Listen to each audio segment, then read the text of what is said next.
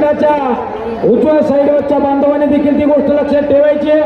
डाव्या साईडच्या सर्व महिला भगिनी आणि समाज बांधवांना विनंती आहे की जसेही मनोहर जरांगे पाटील या ठिकाणी व्यासपीठावरती येतील, विचारमंचावरती येतील, त्यावेळी सत्कार स्वीकारल्यानंतर तुमचे माझे आराध्य दैवत छत्रपती शिवाजी महाराजांच्या पुतळ्याला अभिवादन केल्याच्या नंतर आणि आपल्या जिजाऊच्या लेकींच्या हाताने सत्कार स्वीकारल्याच्या नंतर या ठिकाणी ज्यावेळेस त्या ठिकाणी तुम्हाला संबोधित करण्यासाठी येतील त्यावेळेस प्रत्येक समाज बांधवांनी आपला मोबाईल आपल्या हातात ठेवून त्याची टॉर्च लावून त्यांचं स्वागत करायचं. शेवटच्या समाज बांधवापर्यंतचा विषय अगदी सगळं मोबाईलचा टॉर्च दिसला पाहिजे, उजेडच करताना दिसला पाहिजे.